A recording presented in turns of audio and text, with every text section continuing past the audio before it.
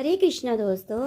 कार्तिक पूर्णिमा को हिंदू धर्म का सबसे पवित्र महीना माना जाता है। यूं तो पूर्णिमा प्रत्येक मास के शुक्ल पक्ष का 15वां दिन होता है, लेकिन कार्तिक मास की पूर्णिमा का महत्व बहुत ही ज्यादा माना जाता है।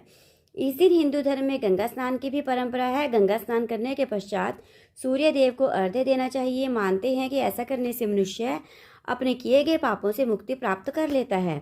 कार्तिक पूर्णिमा के दिन स्नान इत्यादि करके गरीबों को कुछ न कुछ दान अवश्य करना चाहिए। ऐसा करने से उसका 1000 गुना फल प्राप्त होता है। इस दिन बहुत सारे लोग व्रत भी करते हैं। व्रत का संकल्प भी किया जाता है और फलाहार किया जाता है। इस दिन भगवान विष्णु और माँ लक्ष्मी की पूजा की जाती है। कई जगहों पर भगवान श्री कृष्ण के विग्रह की पूजा की जाती है। इस विशेष दिवस पर भगवान शिव की भी पूजा करने का विधान है, क्योंकि उन्होंने आज के दिन ही तारकासुर नामक राक्षस का वध किया था। इस दिन सूखे मेवों का प्रयोग करना बहुत अच्छा होता है। फलाहार में सिंघाड़ा इत्यादि लेना चाहिए। कई घरों में इस दिन आटे का मीठा चूर्ण बनाकर भी प्रसाद चढ़ाते हैं।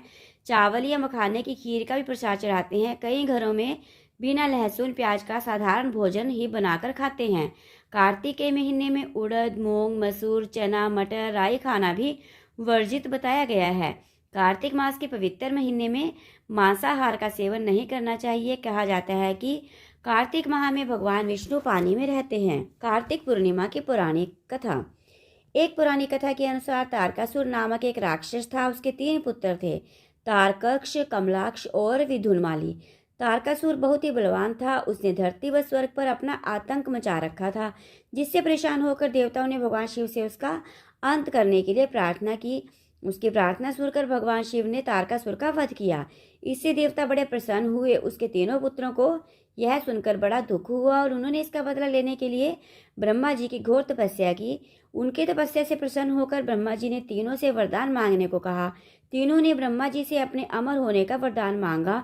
ब्रह्मा जी ने अमरता के अलावा और कोई दूसरा वरदान मांगने को कहा। इसके बाद उन तीनों ने कुछ देर तक इस पर बहुत विचार किया और फिर ब्रह्मा जी से कहा, आप 3 अलग अलग नगरों का निर्माण करें, जिसमें सभी बैठकर पूरी पृथ्वी और आकाश में घूम सकें। 1000 साल बाद जब हम मिलें तो हम तीनों के नगर मिलकर एक हो जाएं।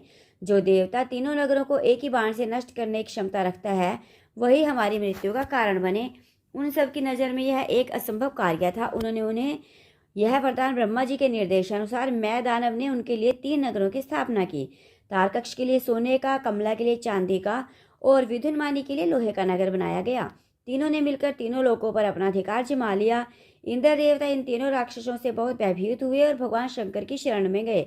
इंद्र की बात सुनकर भगवान शिव ने इन दानवों का नाश करने के लिए एक दिव्य रथ का निर्माण किया।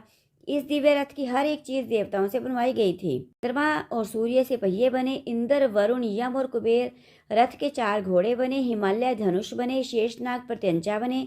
भगवान शिव खुद बाण बने और बाण की नोक अग्निदेव स्वयं बने। इस दिव्य रथ पर भगवान शिव स्वयं सवार हुए। देवताओं से बने इस रथ और तीनों भाइयों के बीच भयंकर युद्ध हुआ। युद्ध करते समय प्रभु लीला से एक समय ऐसा आया जब तीनों रथ एक ही सीध में आ गए। जैसे ही ये तीनों रथ एक ही सीध में आए, उसी समय भगवान शिव ने अपने बाण छोड़े और तीनों का नाश कर दिया। इसी वध के साथ भगवान शिव को त्रिपुरारी कहा जाने लगा। बोल शिव शंकर भगवान की जय।